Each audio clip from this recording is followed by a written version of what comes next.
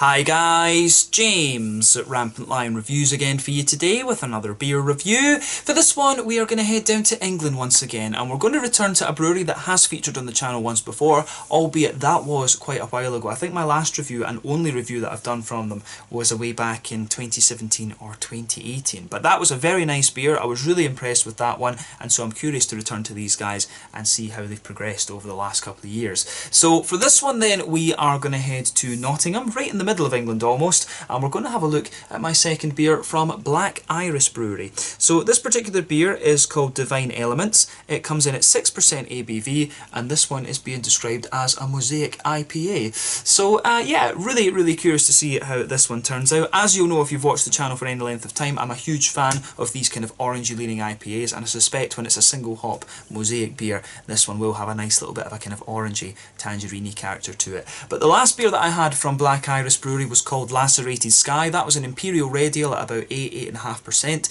if memory serves me correctly, but I think that was the main reason that I bought that one. I'm a huge fan of my Imperial Reds, and that's a style that you don't come across too often. But yeah, fingers crossed this beer turns out to be as good as that one. This, from what I understand, is a more kind of regular brew than that was, so yeah, definitely looking forward to trying this one. Definitely nice to have these guys back on the channel as well, and I hope that you guys enjoy my take on this beer. So let's go for it and see how we get on. So yeah, as always with my reviews then, I'll tell you a little bit about the brewery before we taste the beer. If you want to get straight to the tasting, just fast forward. All the usual links are in the video description below. That's the brewery website, the link to my other reviews that I've done from Black Iris Brewery before, and hopefully we can add some more to that list in the fairly near future. There's all the usual social media down there. If you want to see more reviews, do please consider subscribing to the channel. The whole channel, of course, has a geography-based tagging system, so you can go into the homepage and search for beer based on country, city, state, county, province, prefecture, whatever it is you're interested in. Do check out the playlists of beers from different countries. There is one there for all the English beers that I've reviewed for you. That's being added to quite regularly at the moment because I am enjoying a little bit of an extended period at home in the motherland of Scotland, and the English beers are very accessible, which is never a bad thing. Thriving beer scene down there these days, as I've told you many a time. But as always, please do get in touch and let me know some of the other beers and breweries that you guys would like to see me review. It's always great to hear from you guys that are watching the videos, and the support that you show the channel is hugely appreciated. So anyway, to tell you a little bit about Black Iris Brewery then, on to my brewery notes. So Black Iris Brewery, as I've mentioned to you already, are currently based in Nottingham, but the brewery was founded by friends Nick Folkard and Alex Wilson. So the pair apparently met in around 2009 while they were working in the Lincolnshire Poacher, but Alex apparently took a few weeks off work to go and do a brewing course at Brewlab in Sunderland, in the northeast of England, which is quite a popular route actually for craft brewers to get into the market basically. But they also did some home brewing together after this and developed different recipes. But soon they learned that the Flower Pot pub in Derby had an unused 5 BBL brewery, and they managed to organise a deal with the owner to rent it from him.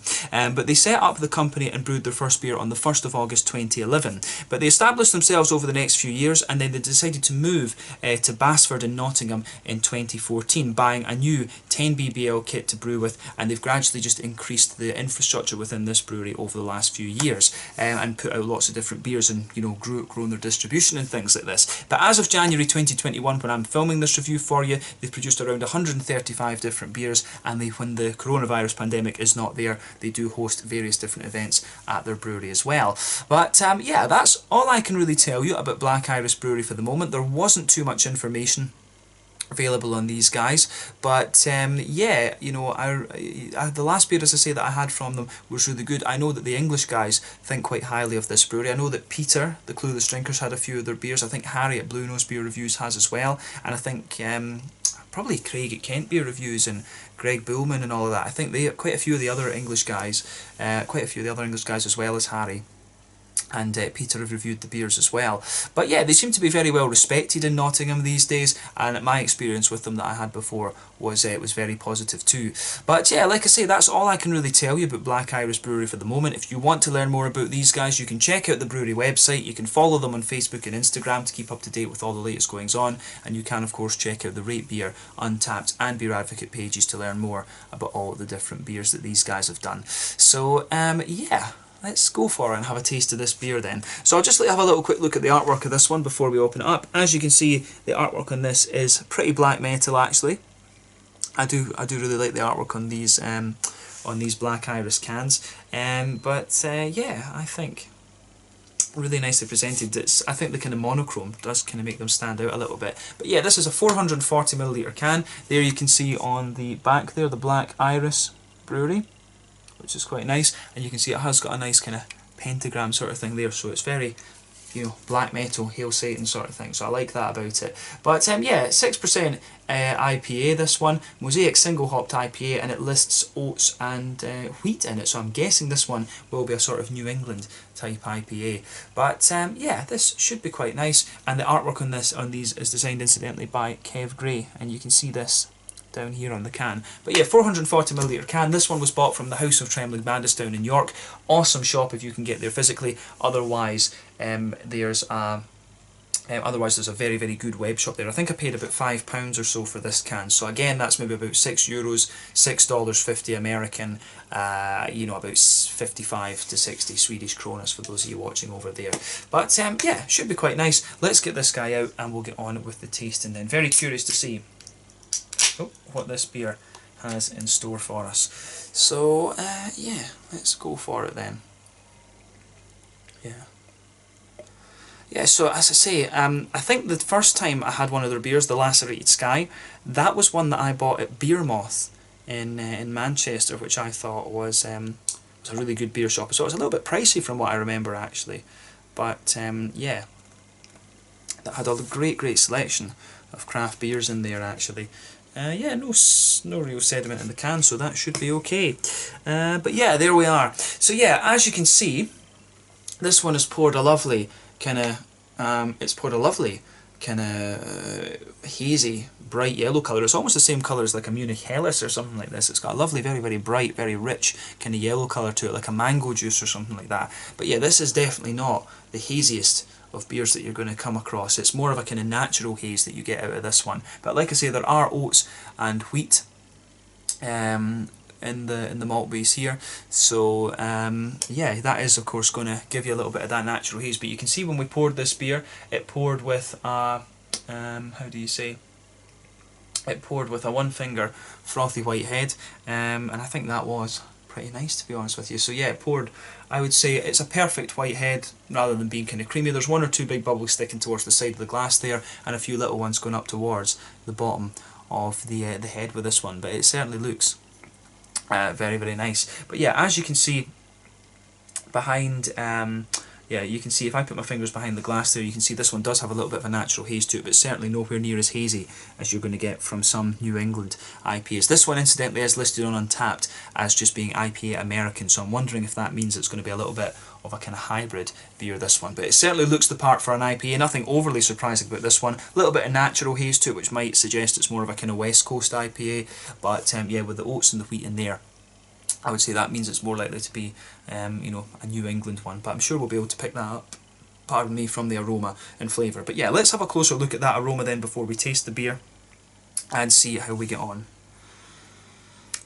That does smell very nice, actually. Yeah, I really like how this beer goes together.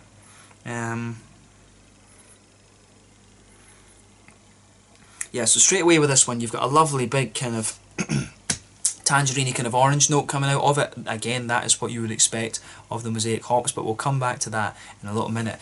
Underneath this, you get a lovely kind of soft white bready character to it. As you smell a little bit more of it, you can smell the kind of slightly sweet creaminess that you'll get from the oats, so I really like that about how this one goes together. Yeah, there's a nice bit of, yeah, there's a good little bit of a kind of,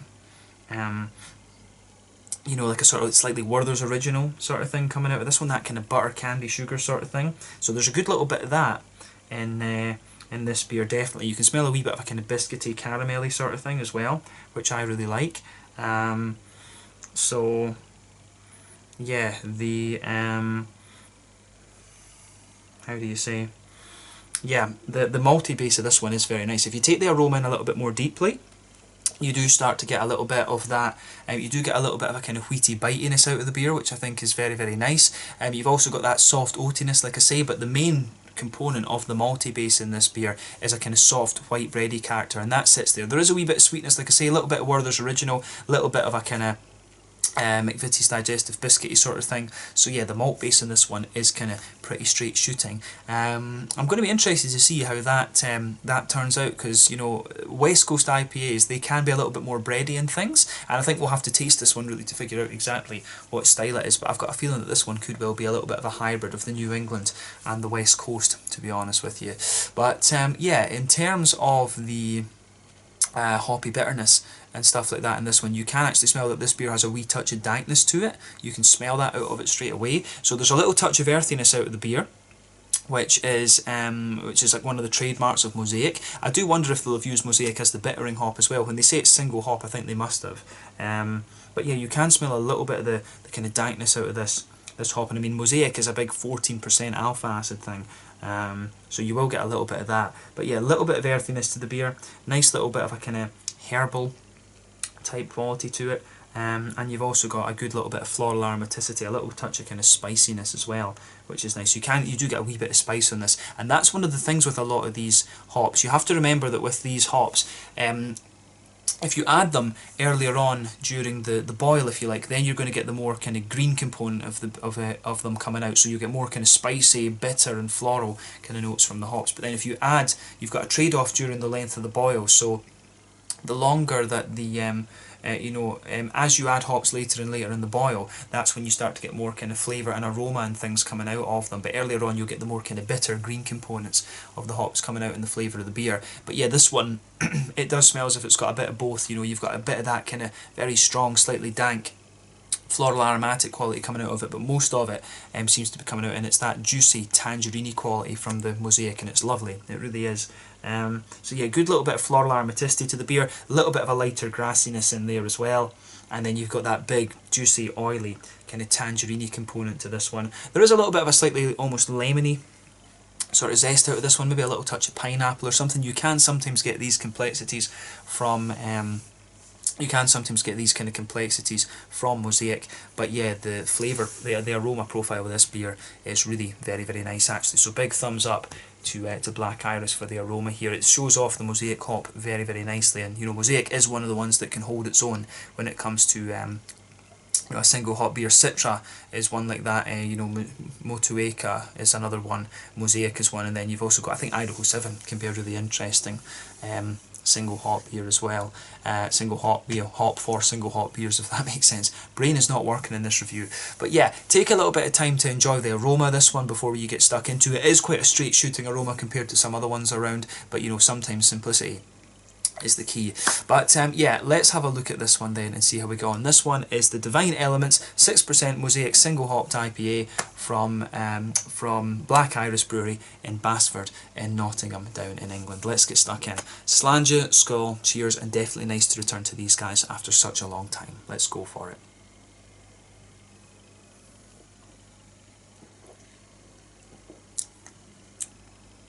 Oh yeah, that's a very drinkable, sessionable beer, that, absolutely.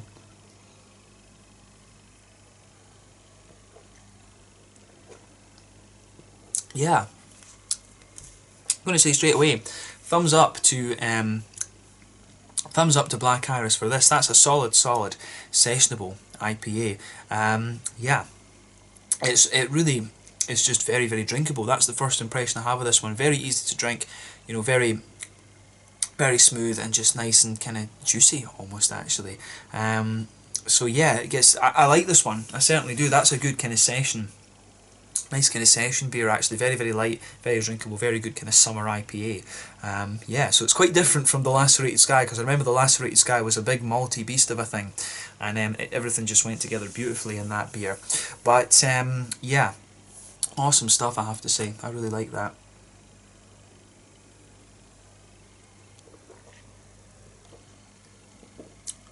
Yeah, so let's try and break down the flavour of this one then. So straight away with this beer, I'm going to say that the malty side of things really leans, it's actually very well balanced, but it leans towards a kind of soft bready type flavour. So straight away with this beer you can get that nice kind of pale malty quality that just blankets the middle of your tongue. So you get that going right across the middle of the palate there. That kind of barley malt base is forming the backbone of the beer. But yeah, as you go further into the aftertaste, you can feel that on top of that, in that middle third of your palate, on top of the yeah, on top of that you get a nice kind of smooth oatiness that comes out of it, but then in the very centre of your palate there is a wee touch of brown sugar there. These are the alcohol flavours kind of coming out of it. I don't know if there would have been much in the way of a kind of brown sugary orientated barley malt having been put in this one. It doesn't taste so much like that, to be honest with you. It does feel as if it might have been like, you know, Munich malt, or maybe there could be a bit of Maris Otter or something like that in this one. But yeah, in the very centre of your palate there's a nice little bit of a kind of stronger kind of boozy sort of thing to it. But again, this beer is just very, very light and drinkable. But yeah, nice little bit of sweet caramel there. You've got a little bit of a kind of Werther's Original sort of thing coming out of it, which I think works really well.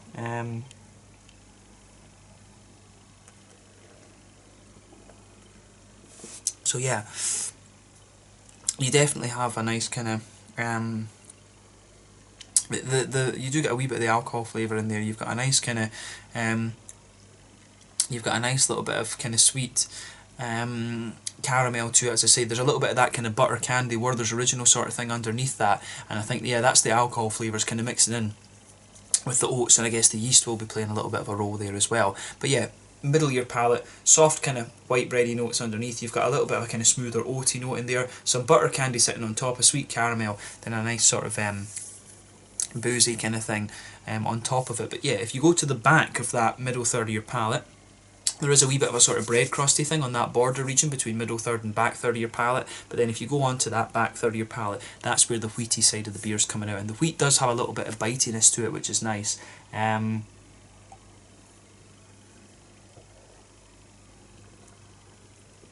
But yeah, the wheatiness that you get with this beer does have just that little bit of bite to it, which I think is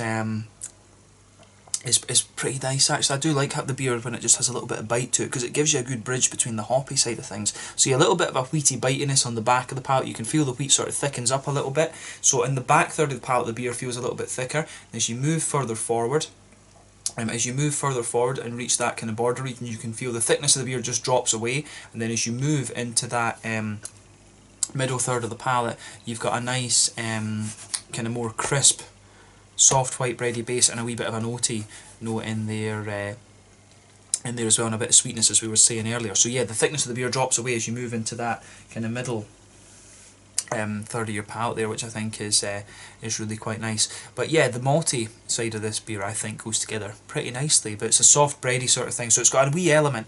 It does have a wee element of a kind of West Coasty type quality to it. It's a little bit more. It's got a mixture. I think this is a more kind of hybrid beer, to be honest with you. It's got the oaty kind of, it's got a bit of the oaty creaminess you'd expect of a New England, but everything else about the malt base is a little bit more kind of West Coasty, to be quite honest. But yeah, on the hoppy side of things then, back corners of the palate, you've got a little bit of earthiness there, which is one of the trademarks of the Mosaic hop. As you move further forward, that earthiness does kind of fade away a little bit, and as you reach the kind of front corners of the palate, there's a nice, there's a good little bit of a kind of floral aromatic quality coming out of this one. It's a little bit kind of spicy, actually, which I really like. It's you do get a wee bit of spiciness out of this one the further you go into the aftertaste, but really it's a nice kind of floral aromatic thing that just kind of lingers there, if you like. So yeah.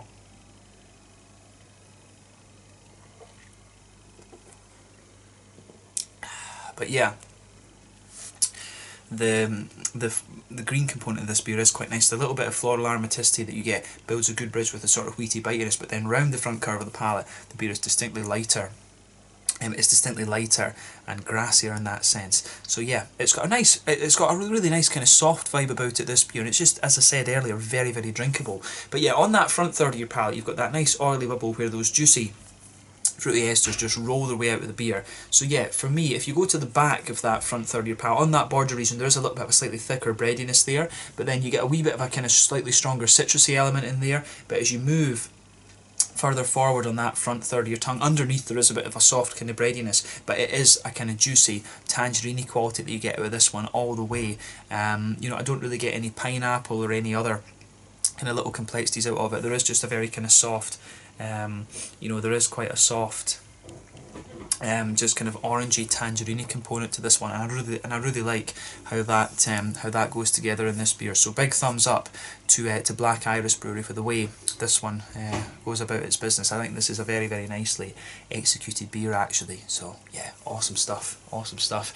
Yeah, the fruity side of the beer, really nice and just juicy light orangey tangerine leaning. It's very straight shooting this. I like this beer just because of how kind of straightforward it is, and sometimes you want beers like this that are just going to kind of hit the spot for you, and this one really does that. So yeah, I don't think there's too much more to say about the flavour profile of this one, just very, very straight shooting.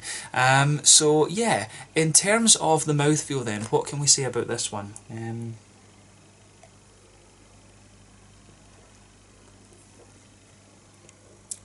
Yeah, so in terms of the mouthfeel, I would say this one, it's kind of at the bottom end of being, it's at the bottom end of being light-bodied.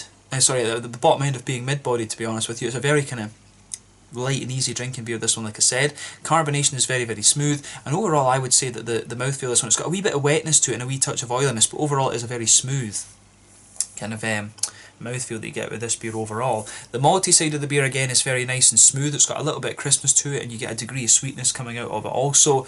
But on the hoppy bitter side of things, I think this is a fairly standard, 25-30 IBU kind of thing that's going on here. I think that's the fairly standard New England level bitterness you're getting out of this one. So to talk about this beer stylistically, the malt base has quite a few West Coast type characteristics actually.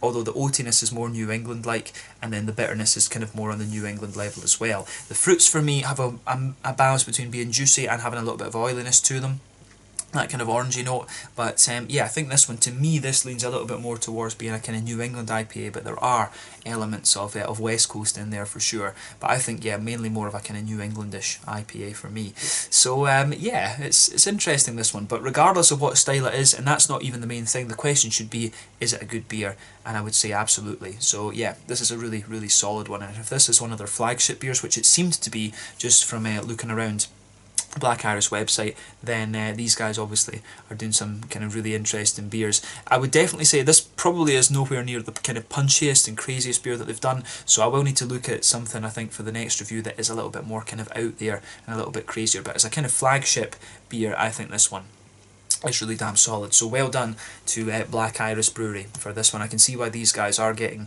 good reviews if this is their kind of sort of flagship IPA, if you like. So yeah, let's leave it at that for this one. This one was the Divine Elements. I was going to say Divine Rights, but I was like, no, it's Divine Elements. So yeah, this is the Divine Elements single hop mosaic IPA, coming in at 6% ABV from the Black Iris Brewery in Basford in Nottingham down in England. Really enjoyed reviewing this one for you. A very straight shooting beer, and it just goes down a treat. So yeah, if you want a nice sessionable one, check out this one. But yeah, thank you again for watching my reviews. Until the next time, please like, subscribe, share, all the usual YouTube stuff. Let me know your own thoughts on this beer in the comment section below. Let me know what your favourite beers are from Black Iris Brewery, and we will return to these guys very soon, I'm sure. But thanks again for watching. Check out all those links, and most importantly, check out the Black Iris Brewery and have a go at the Divine Elements if you get the chance. Slàinte, skål, cheers, and catch you guys in the next review.